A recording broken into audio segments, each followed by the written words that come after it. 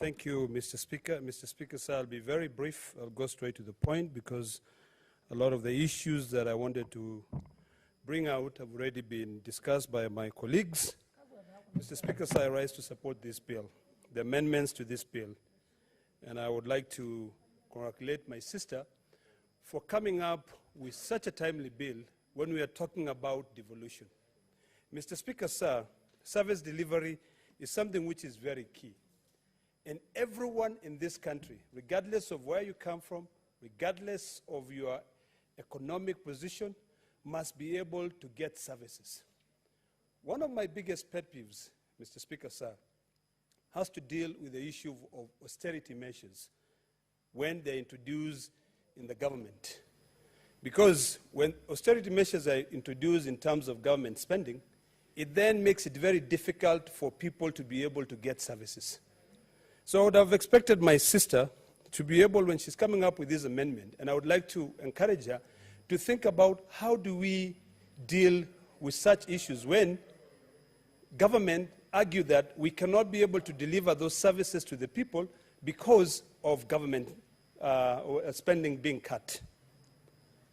When you think about the main reason why this office was initiated from the word go, worldwide. Remember, New Zealand was the 4th country to be able to introduce the office of the Ombudsman. In fact, even in this country, I remember a couple of years, Mr. Speaker, sir, I had an issue with the judiciary, where there was the courthouse in Narok was supposed to have been completed for a very, with a very small budget. It was never done so. And that was limiting service delivery to the people of Narok. So when I complained to the Chief Justice, the former Chief Justice who was there, Willie Mutunga, he directed me to the office of the Ombudsperson because the people in Narok could not be able to get these services.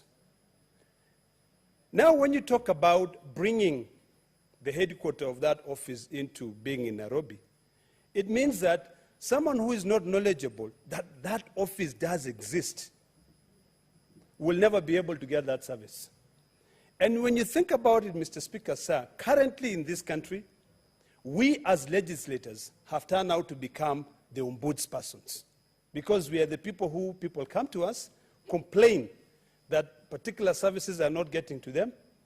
So we've been actually dealing with that office. We are the ones who've been trying to come here, come up with laws, or even pick up the phone and call a particular government office and say, why are you not doing X, Y, and Z?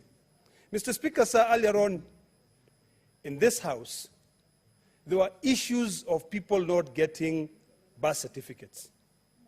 This is a matter that if this office is devolved and it is located in Narok or in Machakos or in a small place, people can be able to go to that office and say, I am not getting my Title D or I'm not getting my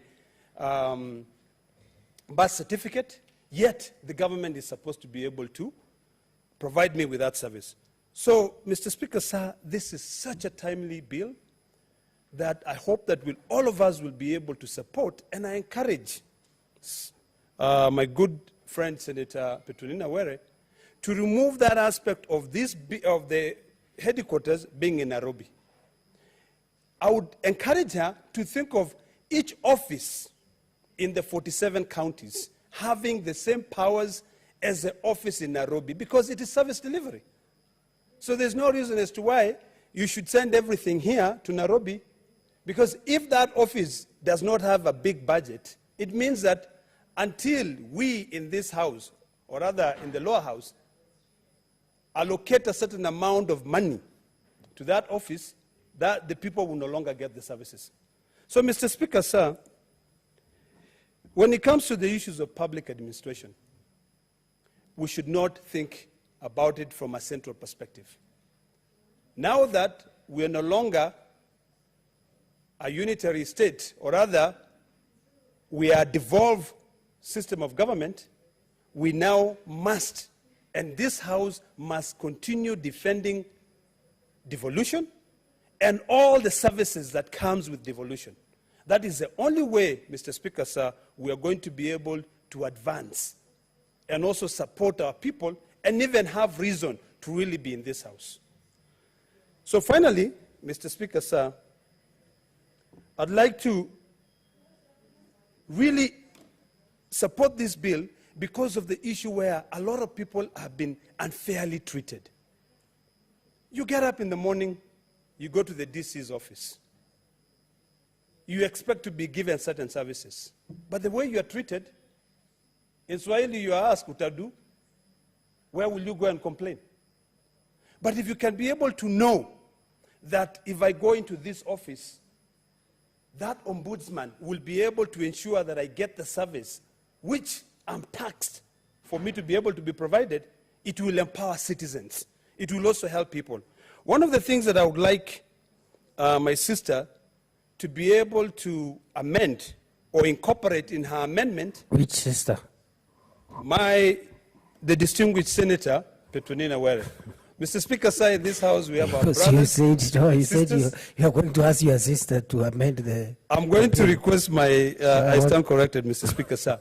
My sister, distinguished Senator Petronina Were, the sponsor of this bill, to think about how she can make sure this office is permanent. Because earlier on when I was having a consultation with her, she informed me that there is a problem because this office is supposed to be merged with the Human Rights Office, which also has a sunset.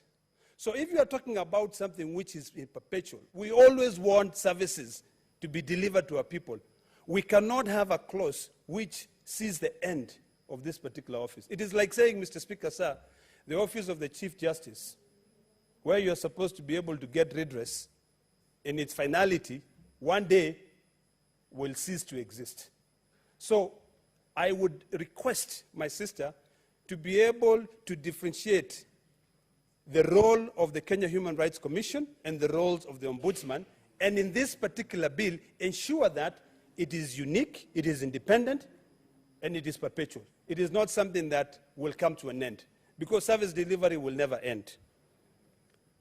Finally, we also have to figure out a way to let the people know that this office does exist. Very few people in this country read the newspaper. Very few people in this country find a way to be able to access information, legislation. So I would encourage my sister, and I'm not sure how far the committee has gone in dealing with public participation, but to find a way that requires the Ombudsman to be able to go around the entire 47 counties and let the people know that we are here to help you in case you are denied certain services.